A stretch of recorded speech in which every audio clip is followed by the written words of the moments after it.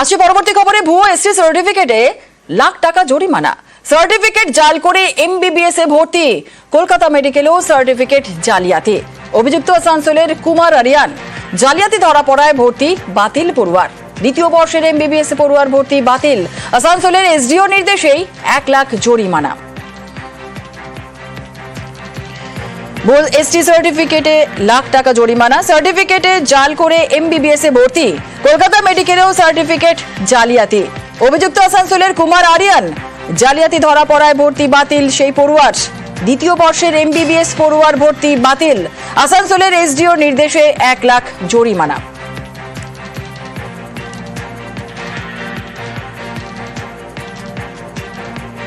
কলকাতায় ফেরানো হোক তসলিমা নাসরিনকে। রাজ্যসভায় সওয়াল বিজেপি সাংসদ শ্রমিক ভট্টাচার্যের। গুরুদাস দাশগুপ্তর পর দ্বিতীয় সাংসদ হিসেবে শ্রমিক ভট্টাচার্য এই দাবি তোলায় সমাজ মাধ্যমে তাকে ধন্যবাদ জানিয়েছেন দ্বিখণ্ডিতের লেখিকা। 26-এর ভোটের আগে তসলিমাকে নিয়ে প্রশ্ন তুলে কি তৃণমূলকে চাপে ফেলার কৌশল বিজেপির? এটা কি মুসলিম মৌলবাদ বিরোধিতায় শন? গেরুয়া শিবিরকে পাল্টা আক্রমণ করেছেন তৃণমূলের কল্যাণ বন্দ্যোপাধ্যায়। বাংলার ছদ্ম প্রগতিশীলতার আড়ালে চূড়ান্ত তোষণ, নীতি ও মৌলবাদের কাছে লজ্জাজনক আত্মসমর্পণের দিন শেষ হোক। তসলিমার প্রত্যাবর্তন হোক। বিজেপির মুখে তসলিমা নাসরিনের কথা। সাহিত্যিক তসলিমাকে একসময় কলকাতা ছাড়তে হয়েছিল, তখন বামফ্রন্ট সরকার। 2007 সাল, সে বছর নভেম্বরে কলকাতা ছাড়তে কার্যত বাধ্য হতে হয় Taslima নাসরিনকে।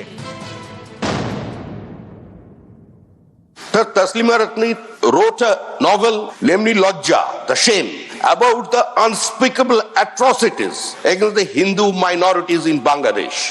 And situation compelled her to leave Bangladesh in the year of 2004. Got shelter in Kolkata. An unfortunate incident happened, which has been orchestrated by a Diden Congress leader. Congress expelled that person. The Trinamool Congress, they have accepted this person and sent that person to the Parliament of this country. And situation compelled Srimati Tasmina Nasreen to leave Calcutta again. তসলিমাকে কলকাতায় ফেরানোর দাবি। সোমবার সংসদে দাঁড়িয়ে এই দাবি তোলেন BJP সাংসদ শ্রমিক Bhattacharya. Taslima Nasreen wants to come back to Calcutta. Taslima Nasreen কলকাতায় ফিরে আসতে চান, বাংলায় কথা বলতে চান, বাংলায় কবিতা লিখতে চান, বাংলায় সাহিত্য সৃষ্টি করতে চান। বাংলার ছদ্ম প্রগতিশীলতার আড়ালে চূড়ান্ত তোষণ, নীতি ও মৌলবাদের কাছে লজ্জাজনক আত্মসমর্পণের দিন শেষ হোক। তসলিমার প্রত্যাবর্তন হোক। গুরুদাস দাশগুপ্তের পর দ্বিতীয় সাংসদ হিসেবে শ্রমিক ভট্টাচার্য তাকে কলকাতায় ফেরানোর দাবি তোলায় সমাজ মাধ্যমে ধন্যবাদ জানিয়েছেন দ্বিখণ্ডিতের লেখিকা। তিনি জানিয়েছেন, 18 বছর পর রাজ্যসভার সাংসদ ভারতীয় জনতা পার্টির শ্রমিক ভট্টাচার্য আমাকে কলকাতায় ফেরানোর দাবি জানিয়েছেন সংসদে। জানি না কলকাতায় শেষ পর্যন্ত ফেরা হবে কিনা, তবে তিনি যে আমার কথা মনে করেছেন। মানবাধিকারের পক্ষে দাঁড়ানোর অপরাধে নিজের জন্মভূমি থেকে নির্বাসিত আমি। বাংলায় লেখালেখি চালিয়ে যেতে পশ্চিমবঙ্গে বাঙালি পরিবেশে বাস করা আমার জন্য গুরুত্বপূর্ণ, তা তিনি উপলব্ধি করেছেন বলে তাকে ধন্যবাদ এবং কৃতজ্ঞতা। সামনের বছর পশ্চিমবঙ্গে বিধানসভা ভোট, তার আগে বিজেপি সাংসদের মুখে তসলিমা নাসরিনকে কলকাতায় ফেরানোর দাবি। পর্যবেক্ষকদের একাংশের মতে এটা এক ঢিলে দু পাখি মারার কৌশল। তসলিমা নাসরিন বরাবরই কট্টর মৌলবাদী বিরোধী বলে পরিচিত। তার এই ভাবমূর্তিকে কাজে লাগিয়ে তৃণমূলের ভোটে ভাগ বসাতে চাইছে বিজেপি। বাংলাদেশে ইউনূস সরকার আসার পর থেকে বারবার সে দেশে হিন্দু সংখ্যালঘুরা আক্রান্ত হয়েছেন। এর প্রতিবাদেও সরব হয়েছেন তসলিমা নাসরিন। এই ভাবাবেগকে কাজে লাগাতে চাইছে বিজেপি, যাতে হিন্দুদের বার্তা দেওয়া যায়, হিন্দু ভোটকে বিজেপির পক্ষে সুসংহত করা যায়। তসলিমা নাসরিনকে পশ্চিমবাংলা থেকে বার করেছিল, তখন তো সিপিএম সরকার ছিল। তখন শ্রমিক ভট্টাচার্য কি করছিল? আবহাওয়া তৈরি করছে এরা হিন্দু মুসলমানের ঝগড়া লাগানোর জন্য। সাম্প্রদায়িক দাঙ্গা, সাম্প্রদায়িক ঝগড়া লাগিয়ে বিজেপি এখন বাজারে থাকতে চাইছে। পশ্চিমবঙ্গ সরকার ঠিক করবে কাকে আসতে হবে, কি আসতে হবে না। ল অ্যান্ড অর্ডারটা তো আগে নাকি? এরা সব ভেগদারি হিন্দু। তসলিমা নাসরিন তিনি আছেন, ভারতবর্ষে আছেন, যে জায়গায় আছে, ইচ্ছে করলে পশ্চিমবঙ্গে আসবেন, তাকে বাধা দিয়েছে কে? তখন একটা নির্দিষ্ট পরিস্থিতিতে সেই পরিস্থিতি সামাল দেওয়ার জন্য তার নিরাপত্তার খাতিরে তাকে সরিয়ে দেওয়া হয়েছিল। আজকে তিনি যদি মনে করেন পশ্চিমবঙ্গে আসবেন এবং রাজ্য সরকার যদি তার নিরাপত্তা দেয়, কোনো অসুবিধা নেই, হতেই পারে। নিউজ 18 বাংলা।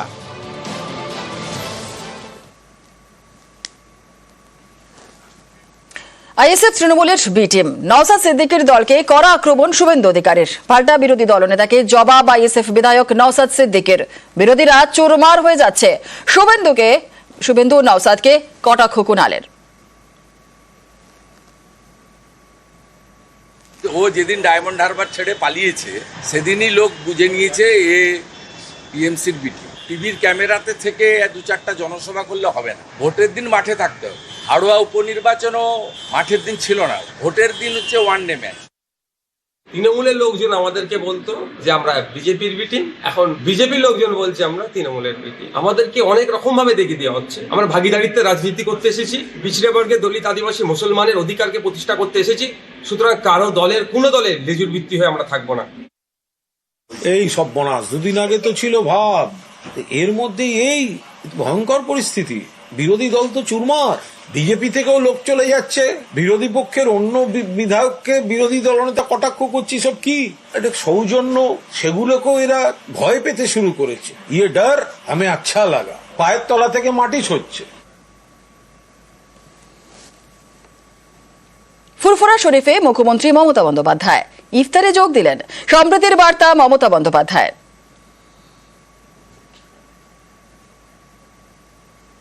আজকেও আমি দেখছিলাম কিছু কিছু সোশ্যাল নেটওয়ার্কে কিছু কিছু টিভি চ্যানেল কমেন্টস করেছে এটা কি ভোটের সমীকরণ। আমি তাদের বলি, আমি যখন কাশী বিশ্বনাথে যাই এই কোয়েশ্চেনটা করেন না? আমি যখন খ্রিশ্চান নাইট সাপারে যাই তখন তো কোয়েশ্চেন করেন না? আমি যখন দুর্গাপুজো করি তখন তো কোয়েশ্চেন করেন না? আমি খ্রিশ্চানদের ফেস্টিভ্যালেও যাই, আমি ঈদ মোবারকেও যাই, আমি ইফতার নিজে করি। আমি মনে করি বাংলার মাটি সম্প্রীতির মাটি, সাম্প্রদায়িক সম্প্রীতির মাটি। রমজান মাসে সকলের রোজা আল্লাহ তাআলা কবুল করুক। আমি সকলের হয়ে দোয়া প্রার্থনা করব, সবাই শান্তিতে থাকুন। সম্প্রীতি, শান্তি, ঐক্য, এটাই আমাদের বার্তা সবাইকে ভালো রাখার জন্য। ভুল স্বীকার কমিশনের। অবশেষে মমতা বন্দ্যোপাধ্যায়ের অভিযোগে নিয়ম বদল। এপিক নিয়ে ভুল স্বীকার কমিশনের।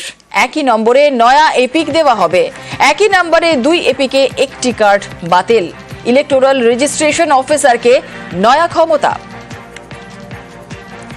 ভোটার তালিকায় গরমিল ও ডুপ্লিকেট এপিক নিয়ে আগেই সরব হন মমতা বন্দ্যোপাধ্যায়। ইলেকশনে যাবার আগে যুদ্ধকালীন কাজ যেটা করতে হবে, ভোটার লিস্ট ক্লিন করতে হবে। ওরা একটা এজেন্সি পাঠিয়েছে বাংলায়, অ্যাসোসিয়েশন অফ বিলিয়ন মাইন্ডস বলে একটা কোম্পানি আছে, এবং কোম্পানি ইন্ডিয়া 360 সাবসিডিয়ারি নামে এখানে ওদের অনেক লোক পাঠিয়েছে। তারা কি করেছে জানেন? ডেটা অপারেটরদের কাছে কাছে গিয়ে কিছু এআরওকে সাথে নিয়ে, যদিও ইলেকশন কমিশনের আন্ডারে থাকে ভোটার লিস্ট তোলা, এদের অনলাইনের কারসাজিটা আপনাদের আমি দেখাচ্ছি। ফিল্ড সার্ভে করেনি, বাংলার লোক যাতে ভোট দিতে না পারে একই এপিক নাম্বারে বাংলার ভোটারের যেখানে নাম আছে সেখানে হরিয়ানা, পাঞ্জাব, রাজস্থান, বিহার সব নাম ঢুকিয়েছে, রেলে করে নিয়ে আসবে। ওদের তো ভোট নেই। আবার মুর্শিদাবাদের ভোট তুলেছে নর্থ 24 পরগনায়, কারণ মুর্শিদাবাদের ভোট আগে হয়ে যাবে, ওগুলোকে নিয়ে আসবে নর্থ 24 পরগনায়, সাউথ 24 পরগনায়। This is the plan. আর এপিক কার্ড নাম্বারটা শুরু হচ্ছে XYZ থেকে। অনলাইন বিজেপির ব্যবসা। বাংলায় প্রয়োজন হলে আর একটা জাগরণ হবে, সেই জাগরণ আপনাদের করতে হবে। আমরা এটা মানব না।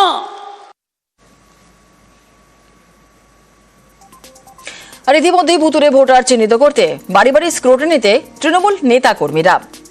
গত 2রা মার্চ নির্বাচন কমিশন জানায় একাধিক ভোটারের একই এপিকে থাকলেও বিধানসভা কেন্দ্র ও পোলিং স্টেশন আলাদা। একজন ভোটার একাধিক রাজ্যে ভোট দিতে পারেন না।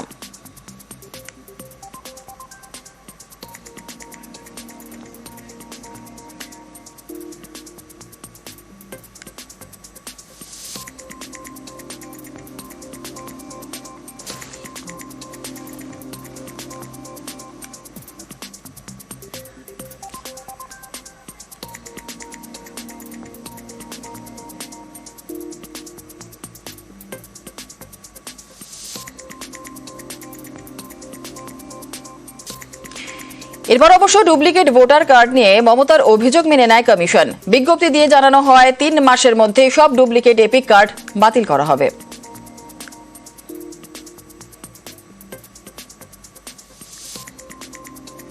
এবার মমতার অভিযোগে ভুল শোধরালো কমিশন। ডুপ্লিকেট এপিক বাতিলে নিয়ম বদল করা হলো। ইলেকট্রাল রেজিস্ট্রেশন অফিসারকে নয়া ক্ষমতা।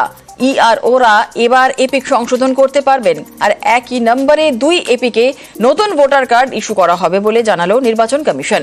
ডুপ্লিকেট কার্ড বাতিল করে নয়া এপিক ভোটারকে 21শে মার্চের মধ্যে ভুল সংশোধনের নির্দেশ।